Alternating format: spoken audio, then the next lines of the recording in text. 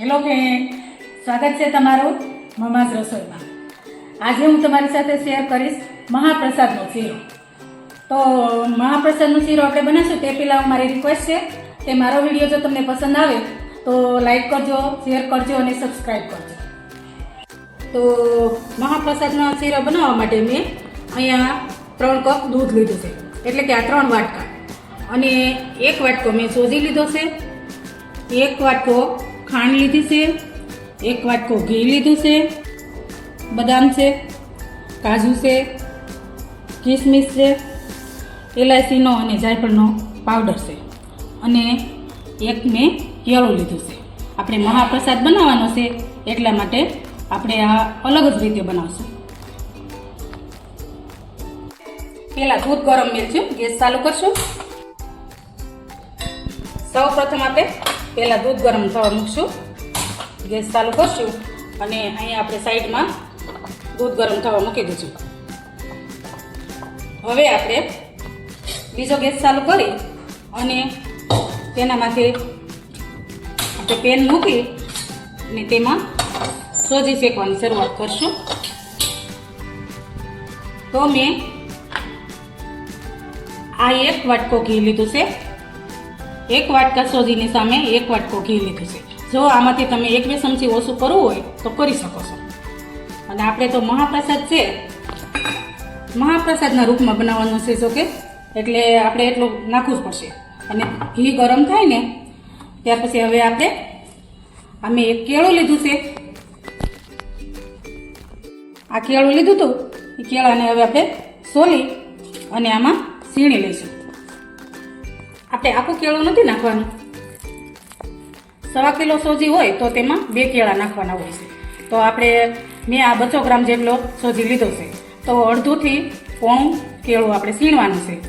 આવી રીતે ઝીણું સીણી જો આ રીતે આપણે આપણું કેળું સંતળાય છે, અને સંતળાઈ જાય ત્યાર પછી આમાં સોજી નાખી દેવાનું છે। 1 વાટકો સોજી નાખી દઈશું। મિત્રો, શીરો તો દરેકના ઘરમાં બનતો જ હોય છે, પણ આપણે આ મહાપ્રસાદના રૂપમાં બનાવવાનો છે, કંઈક અલગ રીતનો જ પ્રસાદ બનાવવાનો છે। જો તમે આ રીતે પ્રસાદ બનાવશો તો તમારો પ્રસાદ ખૂબ ટેસ્ટી થશે। અને આમાં જો તમારે ઘીમાં થોડું ઓછા વધુ કરવું હોય તો કરી શકો છો। અને મિત્રો, તમે મારી ચેનલને સબસ્ક્રાઈબ ન કરી હોય તો જરૂરથી સબસ્ક્રાઈબ કરી દેજો, અને મને કોમેન્ટમાં તમારા પ્રતિભાવ જણાવશો, જેથી કરીને મને વિડીયો શેર કરવાનો ઉત્સાહ જાગે। અને લાઈક કરજો, શેર કરજો અને સબસ્ક્રાઈબ કરવાનું ભૂલશો નહીં। અને કોમેન્ટમાં લખીને જણાવજો કે મારા વિડીયો તમને પસંદ આવે છે કે નહીં।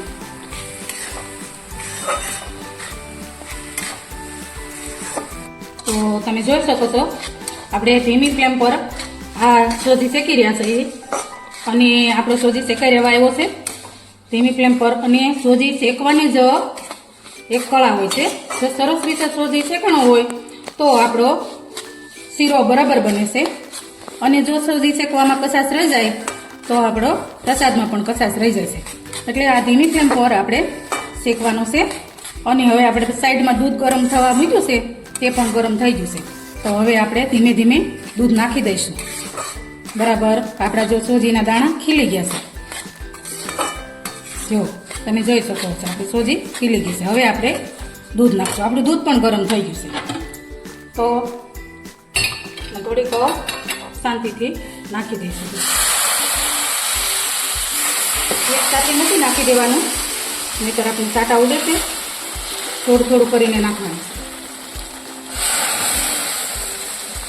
તમે દૂધની જગ્યાએ 2 ભાગનું પાણી અને 1 ભાગનું દૂધ પણ લઈ શકો છો, 1 ભાગ પાણી અને 1 ભાગ દૂધ પણ લઈ શકો છો, અને 1 ભાગનું દૂધ અને 2 ભાગનું પાણી પણ લઈ શકો છો। અને આપણે તો મહાપ્રસાદ છે એટલે દૂધમાં જ બનાવીશું।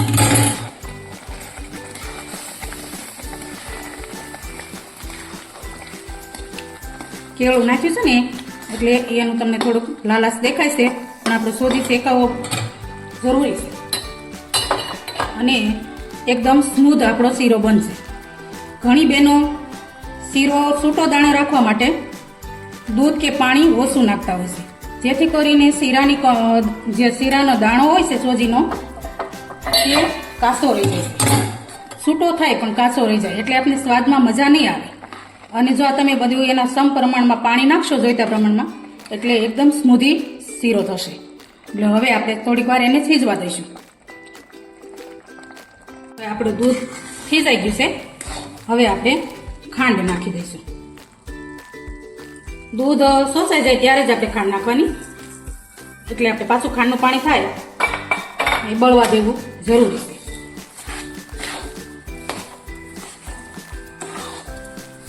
જો તમે જોઈ શકો છો એકદમ આપણો શીરો કેવો સ્મૂધી લાગે છે.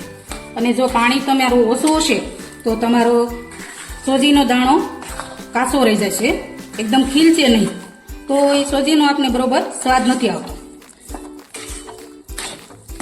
અને પ્રસાદ તો તમારે જેટલો જરૂરિયાત પ્રમાણે, આ તો હું તમને બતાવવા માટે એટલો શીરો બનાવું છું. અને પ્રસાદ તો લગભગ 1.5 કિલોથી શરૂ થતો હોય છે, તો જરૂરિયાત મુજબ કરવાનો હોય છે, તો એ પ્રમાણે તમે બધી ક્વોન્ટિટી વધારી શકો છો.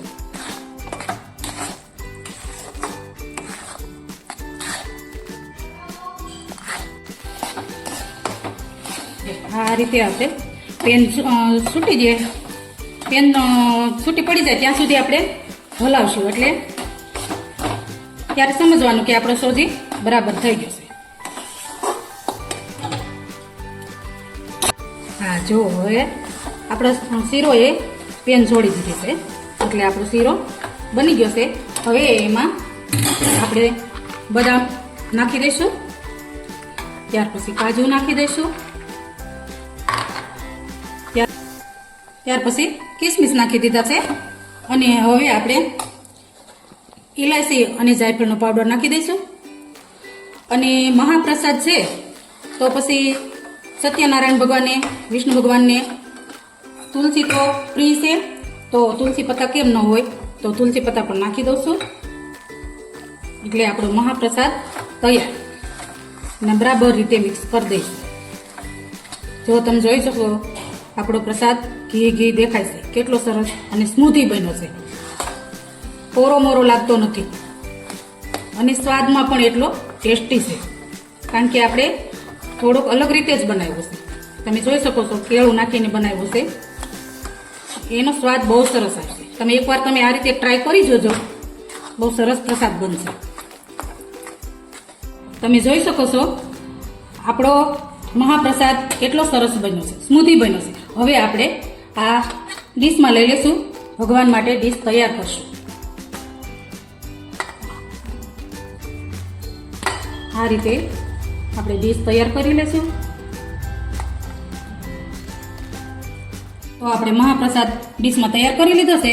અને મહાપ્રસાદ છે એટલા માટે તુલસી તો હોય જ, તો આપણે તુલસીથી ગાર્નિશ કરશું અને આ ફૂલથી પણ ગાર્નિશ કરીશું. તો તમે જોઈ શકો છો કે આપણો મહાપ્રસાદ કેટલો સરસ લાગે છે. જો મિત્રો તમને મારો આ મહાપ્રસાદની રેસીપી પસંદ આવી હોય તો મને કોમેન્ટમાં જરૂરથી જણાવશો. અને તમે લાઈક કરજો, શેર કરજો અને સબસ્ક્રાઈબ કરવાનું ના ભૂલશો.